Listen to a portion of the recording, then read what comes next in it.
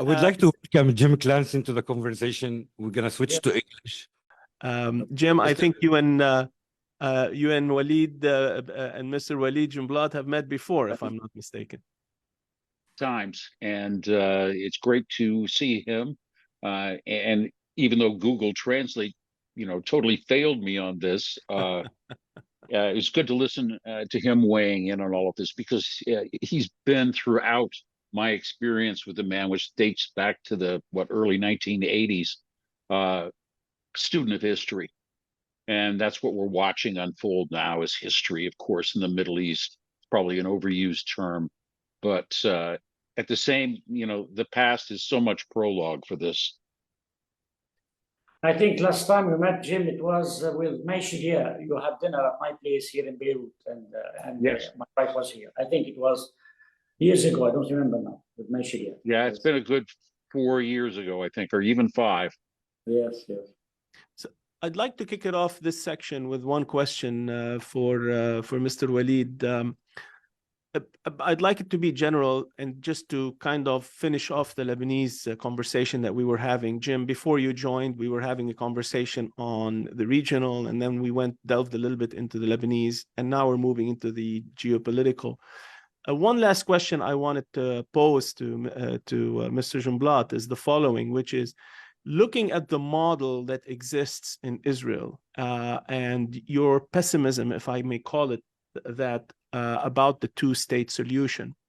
Do you think the model in Lebanon, which is the multi-confessional, with all its disadvantages, affords a society, a mixed religious society, a better model than the Israeli one, which in many circles is being called apartheid, or even worse? No, look, there is no resemblance at all between our system and the Israeli system. No, we are still a viable model. Okay, that should be, of course, elaborated in certain ways, but should be a viable model of multicultural model. There we have just apartheid. They negate all others. I mean, just apartheid, worse than the apartheid of South Africa. No, we are okay. We are okay, but we need to improve this problem. How to improve it now? In wartime, you cannot improve anything. But we need one day to be able. The dream, it was at one time of my father, late father, Kamal Jumblatt, to say, let's separate between state and religion. Let's have two parliaments, one chamber of one Senate, confessional Senate, one non-confessional parliament.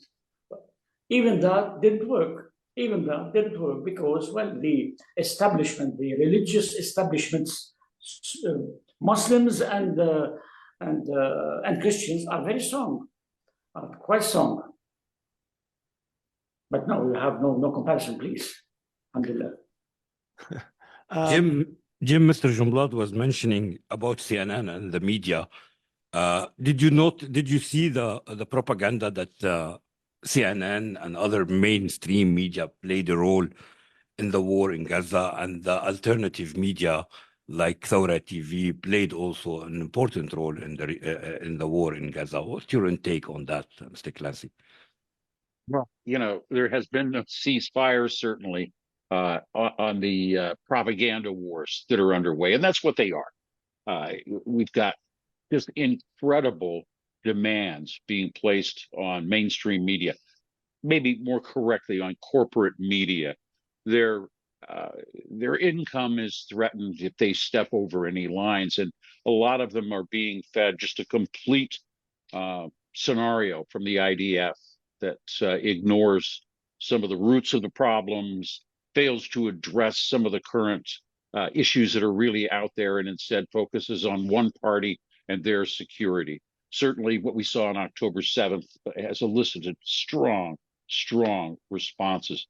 But at the same time, it's laying bare the disingenuous participation of the United States over decades. It was meant to shepherd through some kind of a peace process coming out of Oslo. Now, people like Yossi Beilin tell me, and he was one of the Israeli negotiators, said, "Oh, that was never going to be a peace deal anyway." And the United States is backing off, saying that, nobody could have delivered this. I heard Bill Clinton saying, "I killed myself trying to get this into place." Well, they didn't. That's the fact. And I think that they're concerned now at how Russia and China are appealing, especially to the global South, and winning some kind of support from them now, because people just see too much hypocrisy in the U.S. system.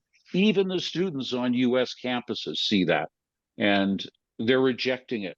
And it's an important development, and it could really affect Joe Biden as he tries to get reelected to the presidency.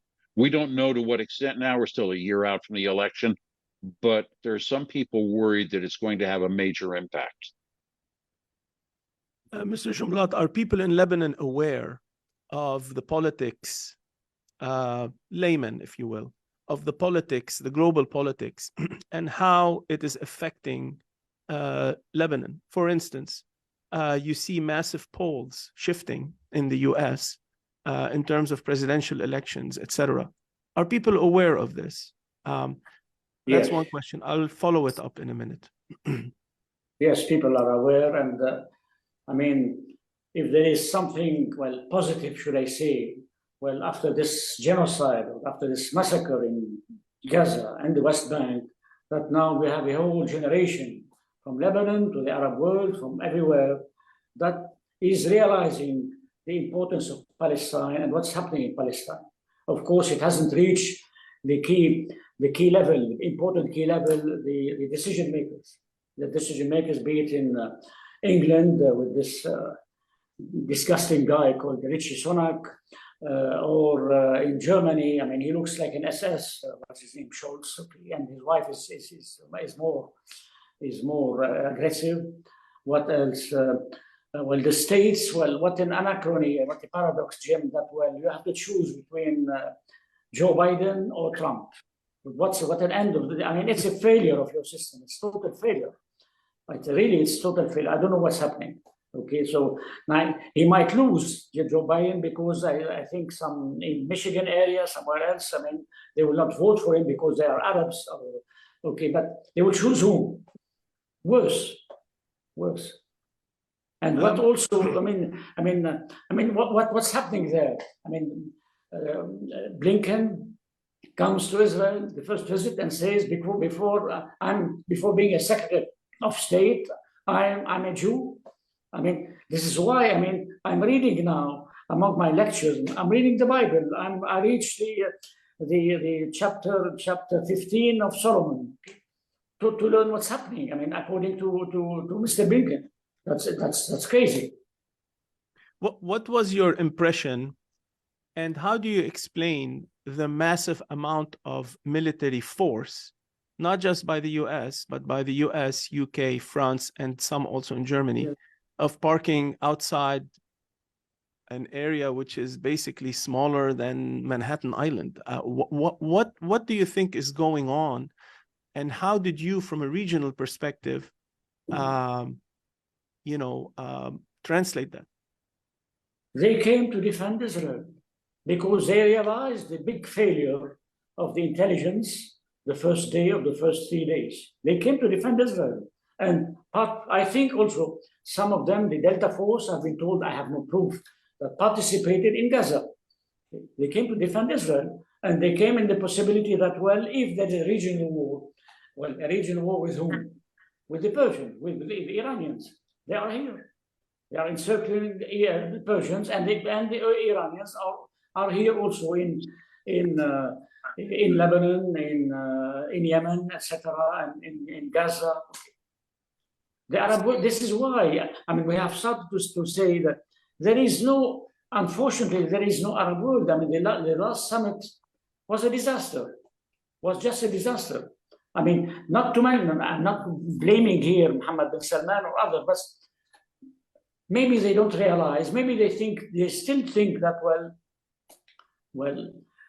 there might be a possibility of a two-state solution, which personally I don't believe. It's over a long time ago. What is the alternative? What's the alternative? I'm sorry to say, but I think it's one round of war. I hope the truce, the humanitarian truce, will last longer than 4 days.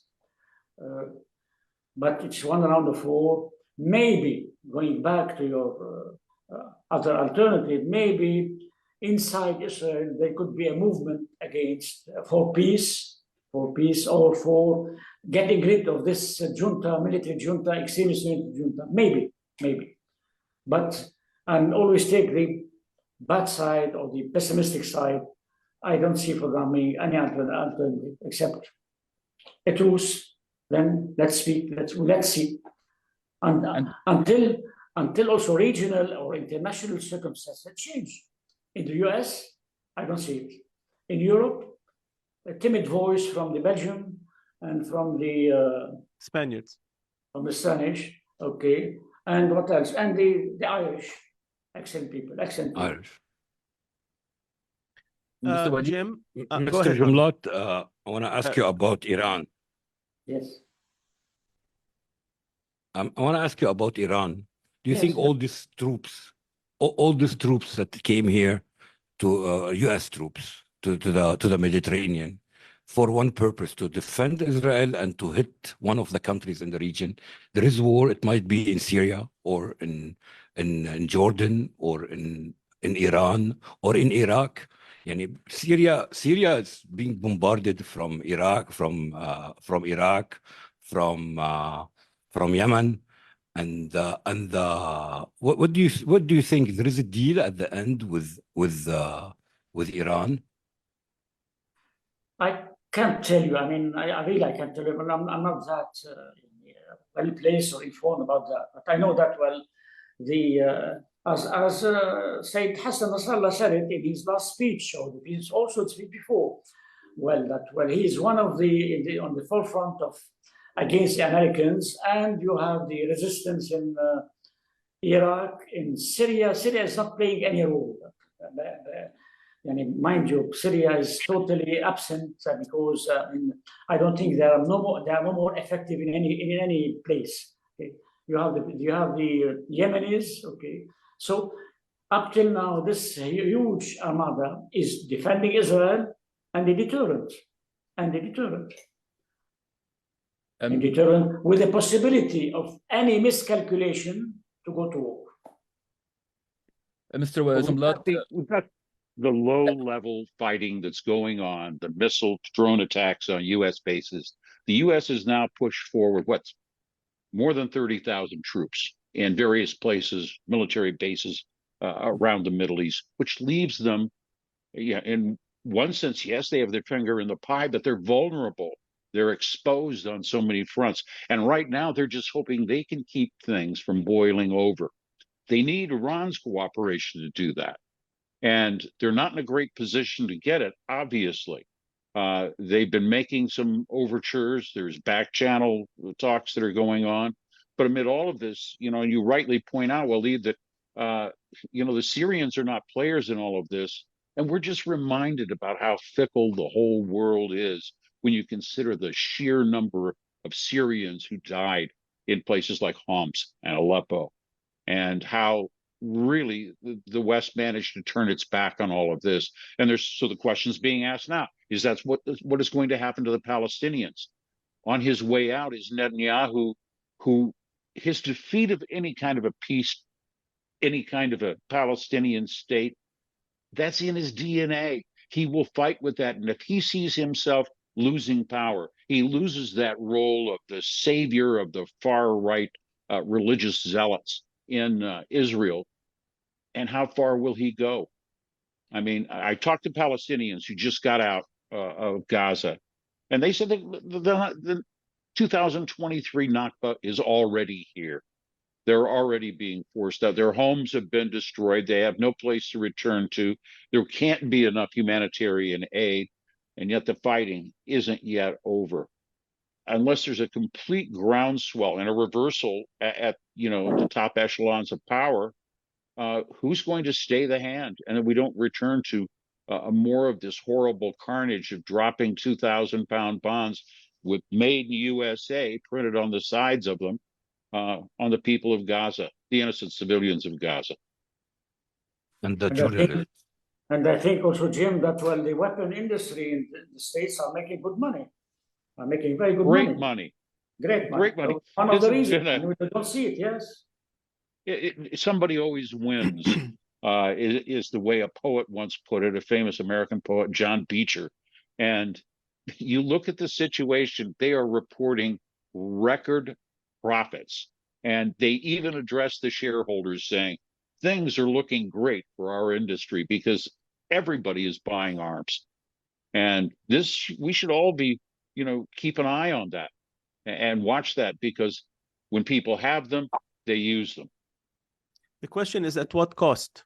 The question is at what cost is this coming to U.S. foreign policy? I mean, foreign policy, if you look at the hard power and the soft power of the U.S., has taken a big hit. The hard power perspective, because they're fighting a war on two fronts, and the soft power.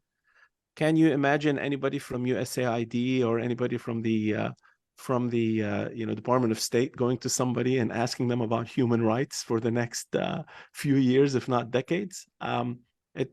At what cost is the question. And the other question I would pose is, what about the voices that are, and this, I don't know if Walid is aware of this or not, but there is a growing sentiment in the hallways of power in the US that is questioning this unbridled association with Israel. Now, that does not mean they are abandoning Israel, but they are posing questions, something which would have been impossible a decade ago.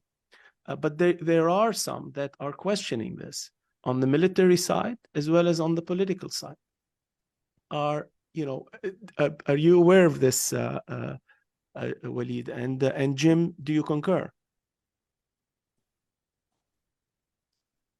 I think so. I think so, that there is a movement that whereby let's try to take a distance from the Israelis. But I mean, at the same time, I think 2 years ago or 1 year, I forgot now, there was a theory, a think tank also said that, well, the States are going to withdraw now from the Middle East because they have the problems with China, and that the Middle East is over. But they are everywhere in the Middle East. Their bases are everywhere. Now the fleet is just an additional troops, but they are everywhere. Now, is it possible later on to have a deal? With whom a deal? Tell me with whom. After all, you've got to have a deal with the non-state actors. I mean, now the deal of exchanging prisoners, is done with Hamas. It's a non-state entity and very powerful one, like the deals that were done at one time indirectly. The Germans were at that time the mediators with Hezbollah for the prisoners of Hezbollah inside Israel. So now you have a new phenomenon, which is non-state actor, very big, very powerful, at the expense of the states. The state exists theoretically as a name. So Lebanon now exists theoretically? No, not theoretically. We have to adapt. We can't still living at the good old days that I have lived. We have to adapt. Mr. Jumblatt, now that Iran has shown its tolerance and its acceptance to the two-state solution on many occasions, do you believe that the scenario of eliminating Israel from existence is no more? That's impossible now. The scenario of removing Israel from existence, the one that this scenario, like that was raised long time ago by Arab nationalists, extreme Arab nationalists, will just give credit to the extreme Israelis.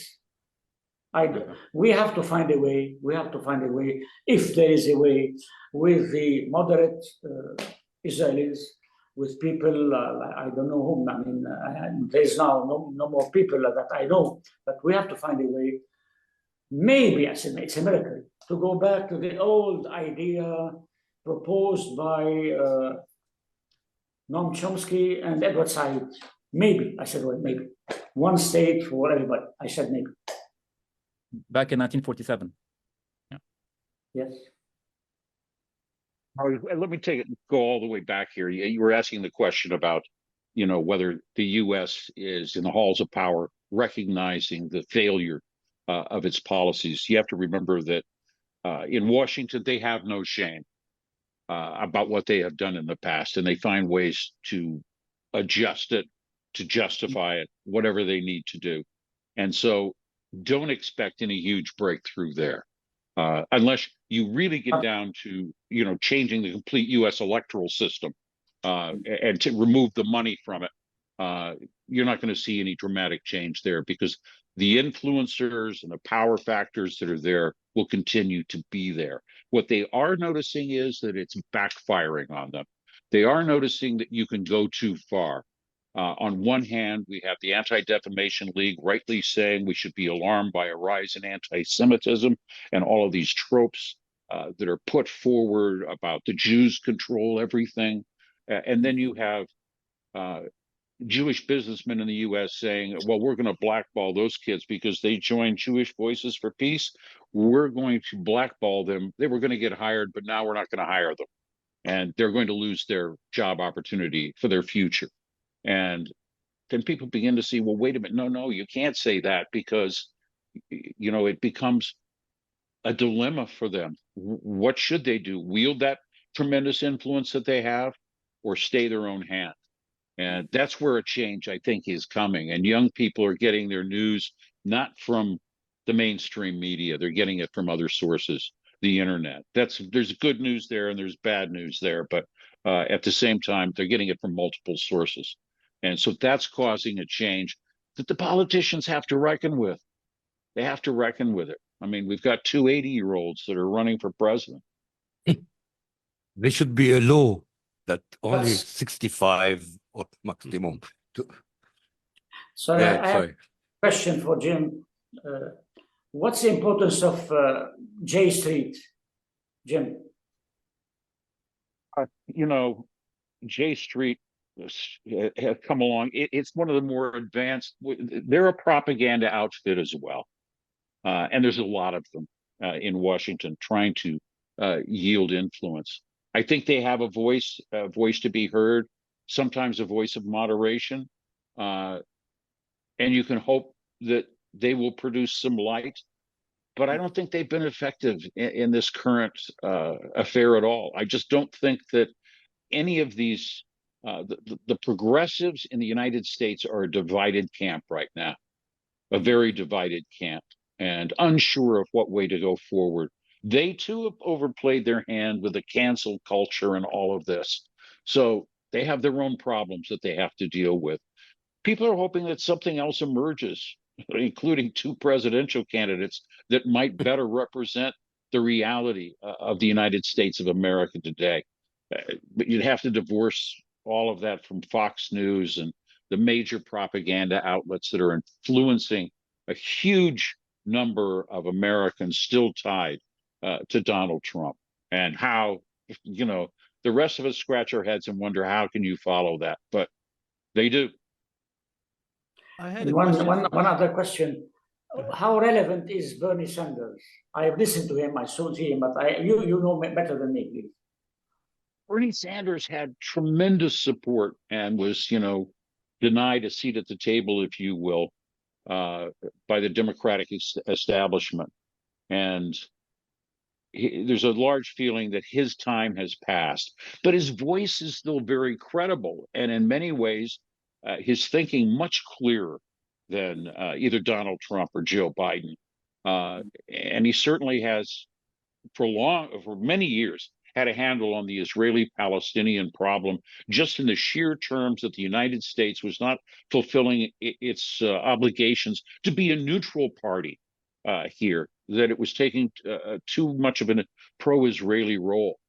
And, Americans are beginning to see that, they let Benjamin Netanyahu bragged about his ability to control U.S. politicians. Well, the U.S. politicians let him. And nobody ever stood up to him. He was never threatened with any, funding cut off or anything like that. Although That's not as easy as people on the outside think, because, you know, the president can say, yeah, I want to cut off funding if you don't end the occupation or stop apartheid policies. But the truth is, the Republicans in the Congress would jump on that immediately, and it would become just a millstone around the neck of whoever was in the White House. There is, here, I would add one thing, Walid. There is a branch of the Democratic Party that, as slim as it seems, as slim as the probability seems, discussing the possibility of Biden moving on.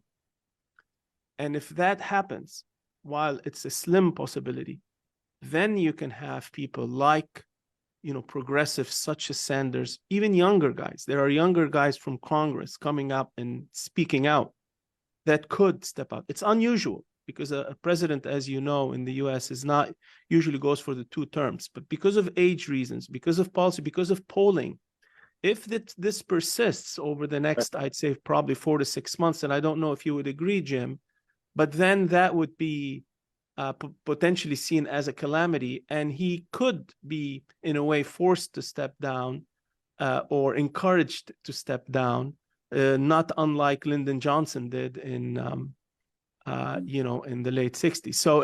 So that is a possibility, but it is a slim possibility. There is one question that I wanted to pose to Jim with respect to the adult in the room. Which is a phrase that's interestingly being used in the media, which seems, ironically, it seems a lot of people, or at least policymakers, the strategic analysts, are seeing Iran currently as the adult in the room, you know, holding back its whatever, you know, strings it can pull with Hezbollah or with whoever else.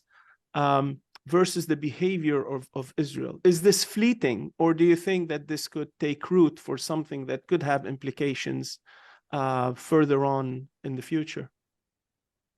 You know, I don't think there's a serious embrace of Iran as the adult in the room that I see. It is widely believed that Iran is, in many ways, behind so much that is going on. Yeah. Yes.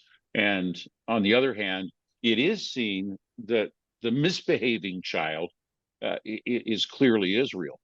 The one that is taking things too far. You know, the whole notion of we're going to wipe out, we're going to totally eliminate Hamas. Every time that they have tried to do it, it ends up getting worse. And, you know, they end up creating more problems for themselves. So they would do well to listen to the advice of others. So, I mean, that's where I see it all is happening. I want to ask a question about the U.S. election coming up next year, and we see lots of changing in the opinion in the U.S. In the U.S. Do you think, what advice do you give the Arab lobby or something like AIPAC, but not for the Jewish, for the international community, to lobby to start play a role in the U.S. policy? What advice do you give? The Arab, they have money. They can also participate and do like AIPAC do in the States. What advice do you give them? We have 1 year to go. Any chance to be able to influence something like that, U.S. policy? Is that for me? I just got done talking with Jim Zogby, who runs some of the polls that are now saying that, you know, Biden is having all of these troubles, and he's Lebanese, and he just says that, you know, the administration has lost the faith of the Arab community, the Muslim community in the United States, and for now, 1 year ahead of the elections, many are vowing that they're not going to give him a vote. They may not vote for Trump, but you know, whenever you divide the vote, whenever you know, enter somebody else into the race, as some people have suggested that we do, John F. Kennedy is running, or Robert Kennedy Jr. is running. And when you do that, you actually support the other guy. And people saw that in the Hillary Clinton's loss to Donald Trump. So that's not really a very popular idea right now. There is also, I think, an important point here to be made, and maybe that point, I think, is to be understood by the region, which is the Arab world of the 1960s and 70s is very, very different from what it is today, extremely different, and the West knows it. The Abraham Accords had more of an economic element of it, much more so than a military, although there were military elements to it as well. The economic changes that have happened, and social in the Gulf particularly, but also in other places, could, in answer to your question, Thawrathon, make a big difference in terms of how some of these countries are seen, you know, whether they support or they oppose certain policies. That could change the outlook of a lot of American policymakers.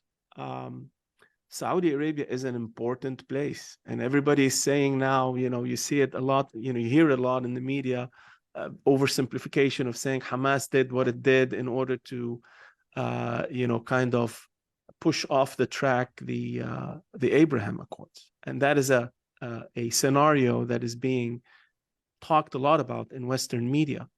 So you hear that happening, and I think policymakers know that. They know the importance. So Arabs can play a very important role, either within the U.S., you know, as Arab Americans, but also in the region. And I think that role is only increasing because of the population increases. We're talking a region that's almost going to hit 350 million people. 350 million people. You know, if it's good, it's great. If it's bad, it could be an absolute catastrophe for everybody, including the West, who are very fearful of what's going on within Europe, within the US, Canada, etc. But what would be, what would be the fate? We go back to the where we started. What would be the fate of the Palestinians within the framework of this Abraham Accord? Will it lead to the two-state solution, if there is a two-state solution, or will it lead to a transfer, Gaza, then West Bank? Somewhere, we cannot forget, you have this part of the land occupied by the Palestinians, food for the Palestinians. It depends on the cost, ultimately. And I think the US policymakers are taking that into account. A transfer might blow the entire region, and as a cost, I'm not sure anybody in the US is willing to assume it. It would be a massive, massive escalation on a regional basis. We're talking Egypt, we're talking Jordan, we're talking Iraq, we're talking Iran. I mean, it would be a massive, massive escalation. I don't think any serious policymakers in the US are even considering that option because of the cost. Could it happen if some crazy policymakers in Israel push for it, just like Sharon pushed for, you know, against the will of some of the, you know, Reagan at the time, for the invasion of Lebanon? You could have that kind of a scenario, but I would place the probability as minimal for this scenario. Whether it's two-state You're talking about or one transference? state. Yes, Walid was mentioning transference? whether there could be a transfer of the Palestinians outside of Gaza, or even the West Bank, pushing them into Jordan. And I think the King of Jordan came out. Yeah, I mean, the Gaza to Egypt and the West Bank. The King of Jordan came out yesterday. I think I'm not sure who the interview was with, but he said this would be an outright declaration of war.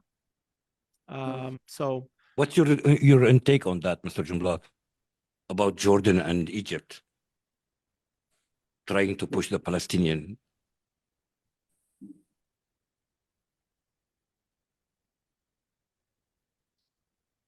This question is for you, Walid. Sorry. I see that all the main leaders of Israel, from Ben Gurion to Shimon Peres to Yigal Allon to everybody, said at one time, declared at one time, Golda Meir, that, well, Palestine is Jordan. Palestine is Jordan. This is where the half solution, I mean, the ideal halfway solution, was the two-state solution in the West Bank.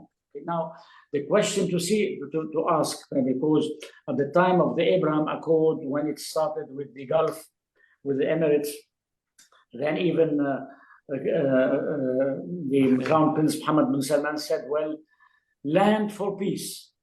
The basic question, is the Abraham Accord realized or can influence to have this land now occupied by 800,000 settlers? Yes or no?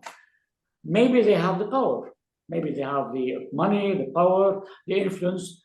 The lobby, I don't think there is any Arab lobby except Jim Zogby in the States. I mean, please, I don't think you have any lobby there.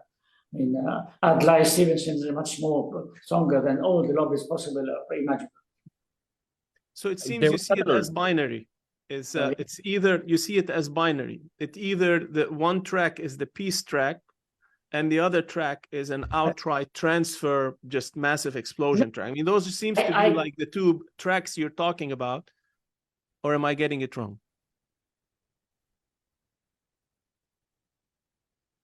That well, we declare halfway anymore. It's peace for peace now, without the land.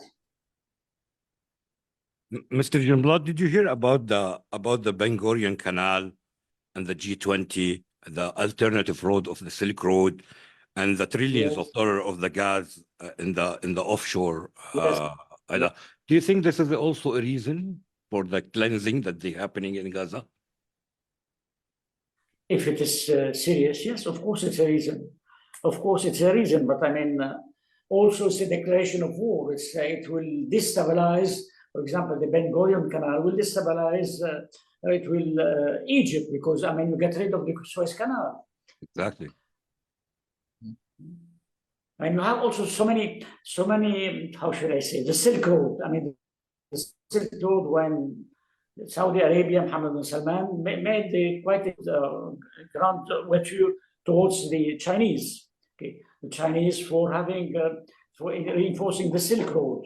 Okay, but then came the conference of Delhi, whereby Mr. Modi wanted his own Silk Road. So you have two antagonistic Silk Roads now, and came the war of Gaza. We're talking about the Silk Road. This is the price of the war. Do you think, Mr. Jumblatt, we're not going to open this parenthesis now, but because it's Lebanon, but do you think the Beirut bombing, the Beirut blast of 2020, had a part on this like project, the Silk Road project? The bombing of the harbor. Yes, like the Beirut harbor in 2020. Is it a possibility? 4th of August. Yeah, also it's our responsibility that we are a divided country. We could not follow on the inquiry, and nobody knows now.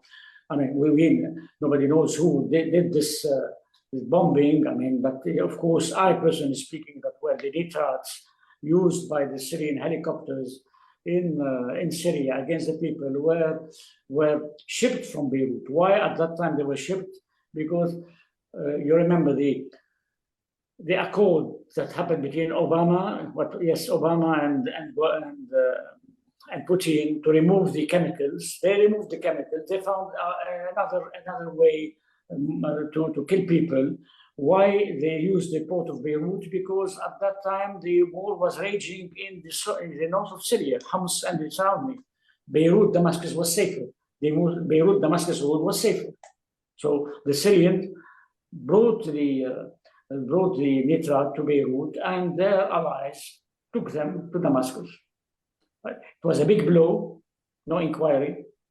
We asked for an international inquiry. I was the first one to ask, no answer, because also, well, the international inquiry, it reminds me of the international inquiry about the martyr Rafi Hariri that led almost to nowhere. Almost to nowhere. As we start winding down this interview, I did want to ask, I know you've had the affinity for a few decades, of course, and you have some maternal lineage from, the Circassian and the Russian, etc. What is your take of the Russian geopolitical? Do they have, I mean, they're clearly, we're hearing Wagner is giving some weapons to Hezb, etc. Any other role you see for the Russians other than their location right now being in Syria and their focus on keeping things under control in Syria? Well, they have, of course, they kept things under control in Syria, but at what expense? At what expense? I mean, the Russians with the Iranians, were part of the destruction also of part of Syria. But the Russians have a very important ally. It's not the Bashar regime I think it's over. Okay, the Iranians plus the weapons. I mean, they are now also Gaza was a field of experience of weapons. I mean, this rocket called Cornet and other rockets that are used by Hezbollah. Well, part of them is a mixed technology between Iranians and Russian technology. So also it's a don't underestimate Russian role. Tariq, back to you. What's your intake about the kidnapping the ship, the Yemenis from the Red Sea, kidnapping the ship, the Israeli ship, Mr. Jumblatt? I don't know. I mean, really, I don't know. But I mean, the Yemenis are, I mean, also don't underestimate them. They're quite tough people. And it was, and no, I think even the Ottomans did not conquer Yemen. I mean, they had troops in Sana'a, they had troops in Hodeidah, but Yemen is the Afghanistan of the Arab world. So it was a mistake from Nasser. He was defeated, and you have to accept the Yemenis, but don't underestimate them. They're quite tough, quite good. I have one more question about the destiny of Netanyahu. What's going to happen to him after the war? Is he going to go to jail, or is he going to be under genocide? That's his fate. That's what people are wondering about. That's what the Palestinians are concerned about. How far is he going to push things to see his lifelong vision of being the man who prevented the establishment of a Palestinian state? You know, I will never forget him pounding his foot into the pavement outside the Madrid Peace Conference, and I thought he was having an apoplectic fit, but he was out there shouting, "This must be stopped! This must be stopped!" And when I said, "Bibi, what are you talking about?" He said, "This whole thing, this whole peace thing." He sees it as the death of Israel, and he will do everything in his power to stop it. And losing power himself, he's no longer going to be the man in charge. And I quite think that he's gotten used to being in power, and he rather enjoys it. And he realizes that the corruption charges against him are a serious threat to his freedom. So how he's going to act at the end, his end game, bears considerable watching. What about Joe Biden legacy? Well, this is going to help write that legacy. I mean, he can't just be remembered as, the scrappy kid from Scranton. He's going to have to do something else, have some kind of a final act here. And there's frankly questions about whether or not he's up to it, whether or not his team is up to it. And that's why some voices as has been pointed out here, have been calling on him, step aside. But if he's going to step aside in this election, he's got to do it now, so the Democratic Party can reorganize somewhat behind someone else. Thank you, Mr. Jumblatt. Thank you, Mr. Clancy. Thank you, Rami, Wissam, and everybody. Thank you very much. It was an amazing episode. Thank you very much. Thanks. Thank you very much. You.